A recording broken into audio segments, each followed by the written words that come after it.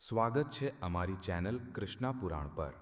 શું તમે જાણો છો કે પાપમોચની એકાદશીના દિવસે ગાય માતાને કઈ એક ગુપ્ત વસ્તુ ચૂપચાપ ખવડાવવાથી જન્મોજન્મની ગરીબી દૂર થઈ જાય છે અને તમારું ભાગ્ય સાતમા આસમાને પહોંચી જાય છે? 15 માર્ચ રવિવારના દિવસે પાપમોચની એકાદશીનો ખૂબ જ પાવન પવિત્ર દિવસ પડશે અને આ દિવસે ગાય માતાને ચૂપચાપ ખવડાવી દેજો આ ગુપ્ત વસ્તુ। જન્મોજન્મની ગરીબી દૂર થઈ જશે અને ભાગ્ય સાતમા આસમાને હશે। આજના વિડીયોને ધ્યાનથી અંત સુધી જોજો, કારણ કે આજના વિડીયોમાં અમે તમને જણાવવાના છીએ તમારી કિસ્મતને ચમકાવવાનો એક એવો ગુપ્ત રહસ્ય ઉપાય, જે ન કેવળ તમારી ગરીબી દૂર કરશે, પરંતુ તમારી મનોકામનાઓને પૂર્ણ કરવાની સાથે સાથે તમારી 7 પેઢીઓ ધન પર રાજ કરવાની છે। તો પ્રિય ભક્તજનો, આજે ચેનલ દિવ્ય જ્યોતિના માધ્યમથી આ વિડીયોને અંત સુધી જોજો, નહીંતર આખી જિંદગી પછતાતા રહેશો। કારણ કે કહેવાય છે ને કે અધૂરું જ્ઞાન લટકતી તલવારની જેમ હોય છે। એટલે જ તો અમે વારંવાર દરેક વિડીયોમાં તમને કહીએ છીએ કે વિડીયો ધ્યાનથી અંત સુધી જુઓ, કારણ કે અમે જે ઉપાય જણાવીએ છીએ ખૂબ જ બારીકીથી તમારે તેમના પર ધ્યાન આપવાની જરૂર હોય છે। એક પણ વિધિ જો તમે ખોટી કરી દો છો તો તે ઉપાયનો લાભ પ્રાપ્ત થઈ શકતો નથી। એટલે જ અમે તમને હાથ જોડીને નિવેદન કરીશું કે અમે જે ઉપાય જણાવીએ છીએ તે ખૂબ જ ગુપ્ત અને રહસ્યમય હોય છે, તેમને ધ્યાનથી અંત સુધી જોજો।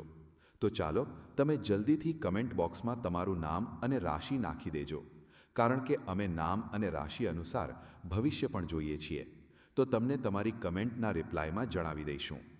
મિત્રો, પાપમોચની એકાદશી ન કેવળ પાપોનો નાશ કરનારી, પરંતુ મોક્ષને આપનારી હોય છે। આ એકાદશીનું આપણા જીવનમાં ખૂબ મહત્વ હોય છે। કહેવાય છે કે વર્ષમાં 24 એકાદશી આવે છે। ત્યાં જ જો અધિક માસ લાગી જાય તો આ 24થી 26 થઈ જાય છે। તો એવામાં જે ભક્ત એક પણ એકાદશીનું વ્રત ધારણ કરે છે, તેમને બધા વ્રત અને પૂજાપાઠ અને એકાદશીનું ફળ પ્રાપ્ત થઈ જાય છે। આમ તો દરેક મનુષ્યને એકાદશીના દિવસે વ્રત રાખવું જોઈએ કે નહીં, પરંતુ આ દિવસે એકાદશીના નિયમોનું પાલન ચોક્કસથી કરવું જોઈએ। એકાદશી વ્રતના નિયમ શું શું છે, આ પણ અમે તમને જણાવવાના છીએ। એકાદશીના દિવસે ઘણા બધા લોકો તમને ભ્રમિત કરે છે કે તુલસીમાં જળ ન આપવું જોઈએ, પરંતુ ગુરુજીના અનુસાર એકાદશીના દિવસે તુલસીમાં જળ ચોક્કસ આપવું જોઈએ। દ્વાદશીના દિવસે તુલસીમાં જળ આપવું વર્જિત માનવામાં આવે છે। તમે આને શાસ્ત્રોમાં પણ કાઢીને જોઈ શકો છો। તો એટલે જ મિત્રો, અમે તમને કહીએ છીએ કે અમારી જે ચેનલ છે આ તમને સાચી અને સચોટ જાણકારીઓ આપે છે। તો તમે જેટલું બને આને શેર કરી દો, જેથી લોકો સુધી સાચી જાણકારીઓ પ્રાપ્ત થઈ શકે। ચાલો આ દિવસે કરવામાં આવતા ખાસ ઉપાયોને જાણી લઈએ। જુઓ, એકાદશીના દિવસે ગાય માતાની પૂજા કેમ જરૂરી હોય છે? કારણ કે ગાય માતા જે હોય છે તે ભગવાન શ્રીકૃષ્ણની પ્રિય રહી છે, અને ભગવાન શ્રીકૃષ્ણ જે છે તે ભગવાન વિષ્ણુના જ અવતાર માનવામાં આવે છે। એવામાં એકાદશીનો દિવસ ભગવાન વિષ્ણુની પૂજાની સાથે સાથે ગાય પૂજા માટે પણ મહત્વપૂર્ણ માનવામાં આવે છે। ગાય સેવાથી મનુષ્યની જન્મોજન્મની ગરીબી દૂર થઈ જાય છે, કારણ કે ગાયમાં 33 કરોડ દેવી દેવતા અને સાક્ષાત તમને દેવી લક્ષ્મી અને કુબેર દેવતાની કૃપા પ્રાપ્ત થાય છે। જુઓ, રંકમાંથી રાજા બનતા વાર નથી લાગતી, પરંતુ જો તમે કેટલાક ખોટા કાર્યો એકાદશીના દિવસે કરો છો, તો તમે ભલે કેટલા પણ અમીર કેમ ન હો, તમે રાજામાંથી રંક પણ બની જશો। હંમેશા સદૈવ ભક્તો પર ભગવાનની કૃપા હોવી જ તેમના સફળ થવાનું રહસ્ય હોય છે। કારણ કે જુઓ, ભગવાનની કૃપા વગર તો કોઈ પણ મનુષ્ય પોતાના જીવનમાં કંઈ પણ નથી કરી શકતો। મોટા મોટા ધની શેઠ પણ ભગવાનની પૂજા વગર પોતાના કાર્યને આગળ નથી વધારતા। એટલે જ તો અમે કહીએ છીએ કે તમે બધા વિડીયોને ધ્યાનથી જોજો, જેથી તમને સારી રીતે જાણકારીઓ પ્રાપ્ત થાય। જેટલું બને આને શેર કરી દો, જેથી લોકો સુધી સાચી જાણકારીઓ પ્રાપ્ત થઈ શકે। ચાલો આ દિવસે કરવામાં આવતા ખાસ ઉપાયોને જાણી લઈએ। જુઓ, એકાદશીના દિવસે ગાય માતાની પૂજા કેમ જરૂરી હોય છે? કારણ કે ગાય માતા જે હોય છે તે ભગવાન શ્રી કૃષ્ણની પ્રિય રહી છે. અને ભગવાન શ્રી કૃષ્ણ જે છે તે ભગવાન વિષ્ણુના જ અવતાર માનવામાં આવે છે. એવામાં એકાદશીનો દિવસ ભગવાન વિષ્ણુની પૂજાની સાથે સાથે ગાય પૂજા માટે પણ મહત્વપૂર્ણ માનવામાં આવે છે. ગાય સેવાથી મનુષ્યની જન્મોજન્મની ગરીબી દૂર થઈ જાય છે, કારણ કે ગાયમાં 33 કરોડ દેવી દેવતા અને સાક્ષાત તમને દેવી લક્ષ્મી અને કુબેર દેવતાની કૃપા પ્રાપ્ત થાય છે.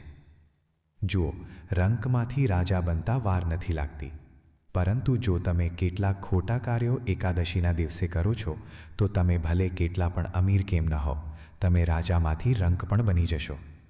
હંમેશા સદૈવ ભક્તો પર ભગવાનની કૃપા હોવી જ તેમના સફળ થવાનું રહસ્ય હોય છે.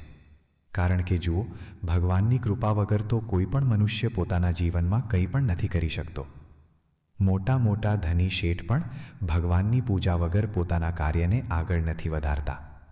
એટલે જ તો અમે કહીએ છીએ કે તમે બધા વિડીયોને ધ્યાનથી જોજો, જેથી તમને સારી રીતે જાણકારીઓ પ્રાપ્ત થાય. આમ તો અમે ખૂબ બધી જાણકારીઓ તમારા લોકો માટે લઈને આવીએ છીએ. નવી નવી જાણકારીઓ જે અમારાથી બને છે તે તમારા માટે શાસ્ત્રવિધિ દ્વારા લઈને આવીએ છીએ. અત્યારે તમને બધાને ખબર છે કે એકાદશી પછી નવરાત્રિ પ્રારંભ થવાની છે. તો નવરાત્રિથી જોડાયેલા ઉપાય અને નવરાત્રિ ક્યારથી પ્રારંભ થશે અને નવરાત્રિમાં કઈ વસ્તુ ખાવી સૌથી વધારે શુભ હોય છે તેનાથી જોડાયેલો વિડીયો પણ અમે મૂક્યો છે. જો તમે તેમને નથી જોયો તો આજે જ આ વિડીયોને જોયા પછી ચોક્કસ જોજો, કારણ કે મિત્રો, ભલે મોડું થાય પરંતુ અમે તમારા માટે સાચી અને સચોટ જાણકારી લાવવામાં કોઈ પણ કમી નથી છોડતા. ઊંડાણપૂર્વક અધ્યયન પછી તમને આ જાણકારી આપવામાં આવે છે. હવે ગાયને ખવડાવવામાં આવેલી તે કઈ વસ્તુ હોય છે જે ભાગ્યને બદલી દે છે? આ અમે તમને આગળ વિડીયોમાં જણાવીશું. પરંતુ તેના પહેલાં તમારે એ જાણવું ખૂબ જરૂરી છે કે એકાદશીના દિવસે જે પૂજાનું શુભ મુહૂર્ત રહેશે તે ક્યારે છે, સાથે જ ગાયને કયા સમયે તમારે આ ગુપ્ત વસ્તુ ખવડાવવાની છે, અને આ દિવસે કયા ઉપાય કરીને ભાગ્ય દિવસ બમણી રાત ચોગણી પ્રગતિ તરફ લઈ જવાનું. મિત્રો, આજનો આ વિડીયો બેહદ જ મહત્વપૂર્ણ અને જ્ઞાનવર્ધક થવાનો છે, કારણ કે આજના આ વિડીયોમાં આપણે જાણીશું કે વર્ષ 2026માં પડનારી તમામ કાર્યોમાં સફળતા અપાવનારી અને જાણે અજાણે થયેલા તમામ પાપોમાંથી મુક્તિ અપાવનારી ભગવાન શ્રી હરિ વિષ્ણુ અને માતા લક્ષ્મીજીની વિશેષ કૃપા પ્રાપ્ત કરાવનારી પાપમોચની એકાદશી કયા દિવસે પડવા જઈ રહી છે, 14 કે 15 માર્ચ? કારણ કે આ વખતે એકાદશી તિથિને લઈને લોકોની વચ્ચે ઘણી અસમંજસની સ્થિતિ બનેલી છે. કોઈ 14 તો કોઈ 15 માર્ચને એકાદશીની સાચી તારીખ જણાવી રહ્યા છે. ઉપરથી આ વખતે આ એકાદશી રવિવારના દિવસે પડી રહી છે, જે ભગવાન સૂર્યનારાયણનો પણ દિવસ માનવામાં આવે છે, જેનાથી લોકોની વચ્ચે એ જાણવાની ઉત્સુકતા વધારે વધી ગઈ છે કે વ્રત કયા દિવસે રાખવું. એવામાં તમારે એકાદશી રહેવી જોઈએ કે નહીં, વ્રત ક્યારે ખોલવાનું છે, જેવી સંપૂર્ણ જાણકારી તમને આ જ વિડીયોમાં પ્રાપ્ત થવાની છે. સાથે જ જાણીશું વ્રત ક્યારે અને કેવી રીતે રાખવું, વ્રત દરમિયાન કયા નિયમોનું પાલન તમારે કરવાનું છે. ત્યાં જ જે પણ ભક્તોને જીવનમાં જાણે અજાણે થયેલા પાપો, માનસિક ક્લેશ કે અપરાધ બોધમાંથી મુક્તિની કામના છે, તેમના માટે પણ અમે બેહદ જ ખાસ ઉપાય લઈને આવ્યા છીએ. આ ઉપરાંત ચૈત્રના આ મહિનાની કૃષ્ણ પક્ષની એકાદશીના દિવસે કઈ વસ્તુઓને ખાવાની છે અને કઈ વસ્તુઓ ભૂલથી પણ તમારે આ દિવસે નથી ખાવાની. તમારે કયા કાર્યોને ચોક્કસ કરવા જોઈએ અને કયા એવા કાર્યો છે જે આ દિવસે તમારે ભૂલથી પણ નથી કરવાના. એટલે જ મિત્રો, આ વિડીયોને શરૂઆતથી લઈને અંત સુધી ભગાડ્યા વગર પૂરો ચોક્કસ જોજો. આમ તો હિન્દુ પંચાંગ અનુસાર દરેક મહિનામાં 2 એકાદશી તિથિ આવે છે, એક કૃષ્ણ પક્ષની અને એક શુક્લ પક્ષની. પણ ચૈત્ર મહિનાના કૃષ્ણ પક્ષમાં પડનારી આ પાપ મોચની એકાદશીનું મહત્ત્વ શાસ્ત્રોમાં ખૂબ અદ્ભુત બતાવવામાં આવ્યું છે. ભાવિષ્યોત્તર પુરાણ અનુસાર પાપ મોચની એકાદશીનું વ્રત કરવાથી મનુષ્યને પોતાના બધા જ્ઞાત અને અજ્ઞાત પાપોમાંથી મુક્તિ પ્રાપ્ત થાય છે અને તેના બગડેલા કામ બનવા લાગે છે. જે પણ આ વ્રતને શ્રદ્ધાપૂર્વક કરે છે તેને કોઈ પણ ક્ષેત્રમાં નિરાશાનો સામનો કરવો પડતો નથી, ભલે તે કોઈ જૂનો દોષ હોય કે જીવનની કઠિનાઈઓ. એટલે આ એકાદશીને અત્યંત પુણ્યકારી અને પાપનાશિની માનવામાં આવે છે. શાસ્ત્રીય માન્યતા છે કે જે પણ મનુષ્ય આ પાપ મોચની એકાદશીના વ્રતને રાખી લે છે તેને જીવતે જીવ સમાજમાં માન સન્માન અને કીર્તિ પ્રાપ્ત થાય છે અને વ્રતના પ્રભાવથી એવા લોકો અંત સમયમાં સીધા ભગવાનના ધામ એટલે કે વૈકુંઠમાં જાય છે. આ વ્રતની વિશેષતા જણાવતા કહેવામાં આવ્યું છે કે જો કોઈ મનુષ્ય કોઈ કારણવશ પાપ મોચની એકાદશીનું વ્રત નથી પણ રાખી શકતો, છતાં પણ જો તે જણાવેલી રીતે ભગવાનની પૂજા આરાધના કરે છે અને શાસ્ત્રોમાં જણાવેલો ફક્ત આ એક ઉપાય કરી લે છે તો તેને ભગવાન શ્રીમન નારાયણ અને માતા લક્ષ્મીજીનો અદ્ભુત આશીર્વાદ પ્રાપ્ત થશે.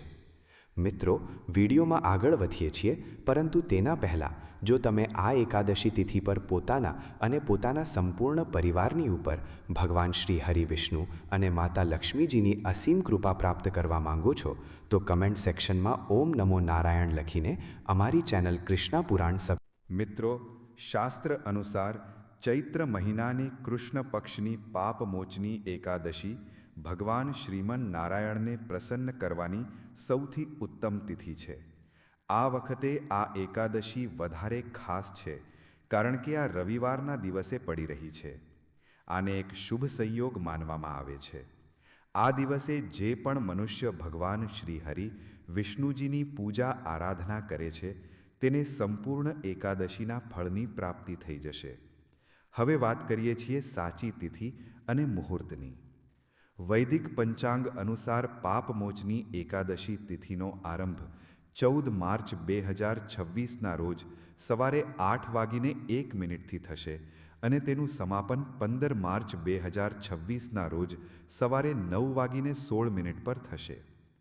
હિન્દુ ધર્મમાં ઉદયા તિથિને પ્રધાન માનવામાં આવે છે, એટલે જે તિથિમાં સૂર્યોદય થાય છે તે જ દિવસે વ્રત રાખવામાં આવે છે. 14 તારીખે એકાદશી સૂર્યોદય પછી લાગી રહી છે, જ્યારે 15 તારીખે સૂર્યોદય એકાદશી તિથિમાં જ થઈ રહ્યો છે, એટલે પાપમોચની એકાદશીનું વ્રત 15 માર્ચ 2026 દિવસ રવિવારના રોજ રાખવામાં આવશે.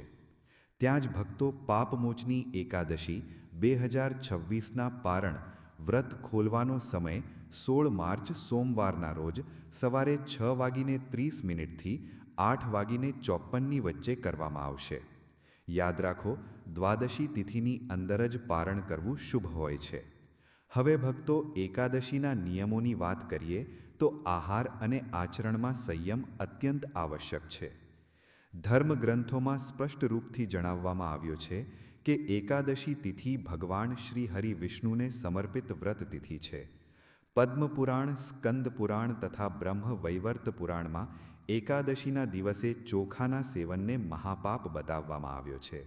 શાસ્ત્રીય માન્યતા છે કે એકાદશીના દિવસે ચોખામાં પાપ તત્વનો વાસ હોય છે, એટલે જ ચોખા કે ચોખાથી બનેલો કોઈ પણ પદાર્થ આ દિવસે ગ્રહણ કરવામાં આવતો નથી, ભલે તમે વ્રત રહો કે ન રહો. પાપમોચની એકાદશીના દિવસે ઘરમાં ચોખા ન બનાવો.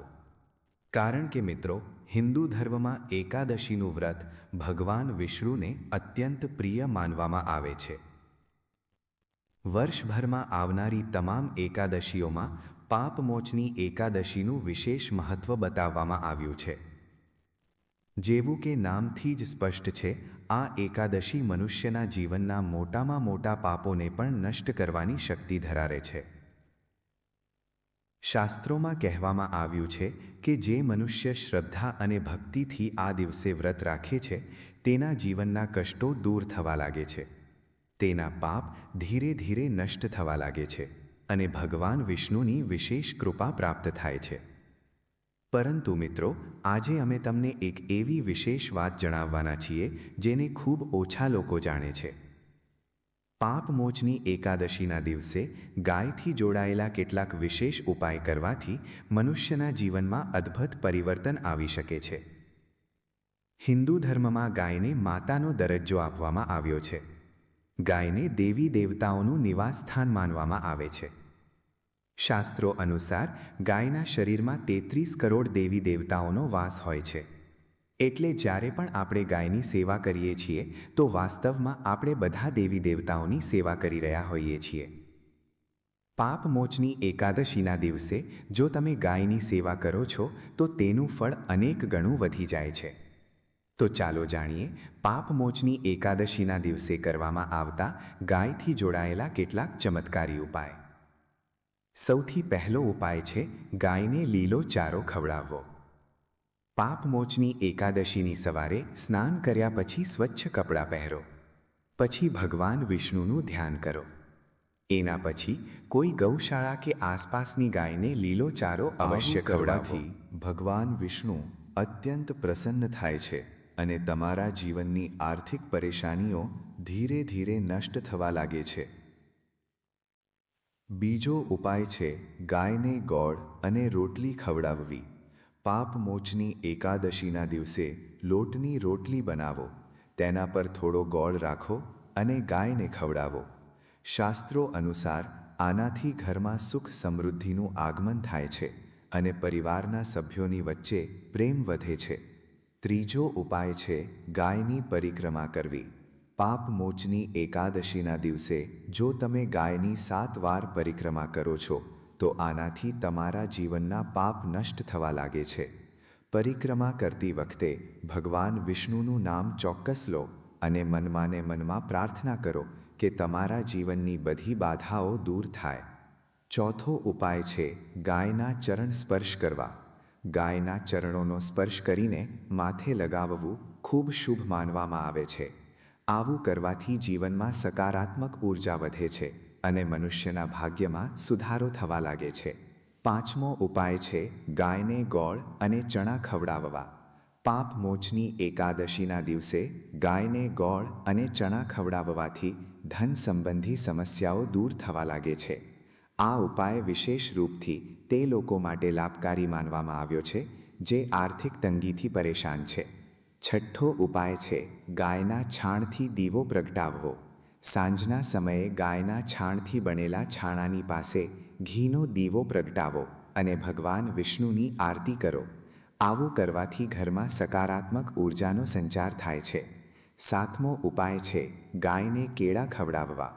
જો પાપમોચની એકાદશીના દિવસે તમે ગાયને કેળા ખવડાવો છો તો આનાથી ભગવાન વિષ્ણુ અને માતા લક્ષ્મીની કૃપા પ્રાપ્ત થાય છે.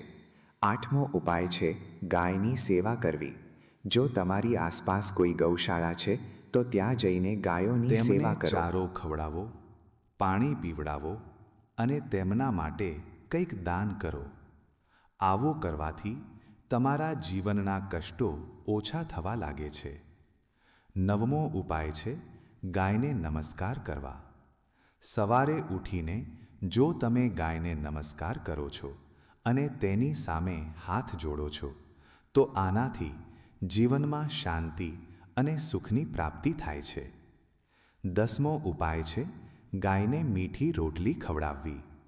લોટમાં થોડો ગોળ ભેળવીને મીઠી રોટલી બનાવો અને ગાયને ખવડાવો. આ ઉપાય વિશેષ રૂપથી ઘરમાં સુખ સમૃદ્ધિ લાવવા માટે કરવામાં આવે છે. મિત્રો, પાપમોચની એકાદશીનું વ્રત અને ગાયની સેવા બંને જ ખૂબ પુણ્ય આપનારા માનવામાં આવ્યા છે. જો તમે આ દિવસે સાચા મનથી ભગવાન વિષ્ણુની પૂજા કરો છો અને ગાયની સેવા કરો છો તો તમારા જીવનમાં ચમત્કારી પરિવર્તન આવી શકે છે. તમારી જીવનની પરેશાનીઓ ધીરે ધીરે નષ્ટ થવા લાગે છે અને ભગવાન વિષ્ણુ તથા માતા લક્ષ્મીની કૃપા તમારા ઘર પર બનેલી રહે છે. એટલે પાપમોચની એકાદશીના દિવસે આ ઉપાયોને અવશ્ય કરો. ભગવાન વિષ્ણુને પ્રાર્થના કરો કે તે તમારા જીવનને સુખ, શાંતિ અને સમૃદ્ધિથી ભરી દે. પાપમોચની એકાદશીનું મૂળ તત્વ પાપોમાંથી મુક્તિ અને આત્મશુદ્ધિ છે. આ એકાદશીમાં ભગવાન વિષ્ણુને પીળા ફૂલ અને તુલસી દળ અર્પિત કરવા અત્યંત પુણ્યદાયક માનવામાં આવ્યું છે. શાસ્ત્રોમાં એ પણ સ્વીકારવામાં આવ્યું છે કે આ દિવસે ઋતુફળ અને દૂધથી બનેલી મીઠાઈઓ ભગવાન શ્રી વિષ્ણુને ભોગ રૂપમાં અર્પિત કરી શકાય છે. એકાદશીના મહત્વને જણાવતા શાસ્ત્રોમાં આ શ્લોક મળે છે. એકાદશ્યામ ન ભુંજીત તંડુલાન કદાચન, અર્થાત એકાદશીના દિવસે ચોખાનું સેવન ક્યારેય ન કરવું જોઈએ. આ જ કારણે 15 માર્ચ 2026ના રોજ પાપમોચની એકાદશીના દિવસે સંયમપૂર્વક વ્રતનું પાલન કરવું, વિષ્ણુ સહસ્રનામનો પાઠ કરવો અને પીળા ફળોનો ભોગ અર્પિત કરવું જ શાસ્ત્રસંમત વિધિ માનવામાં આવે છે. ભગવાન વિષ્ણુની પૂજા, નામ, જપ, કથા, શ્રવણ અને રાત્રિમાં જાગરણ કરવાથી આ એકાદશીનું પૂર્ણ ફળ પ્રાપ્ત થાય છે. દાન, પુણ્ય જેવા કે અન્ન, વસ્ત્ર કે પોતાની ક્ષમતા અનુસાર કોઈ જરૂરિયાતમંદની સહાયતા કરવી આ દિવસે વિશેષ પુણ્ય પ્રદાન કરે છે.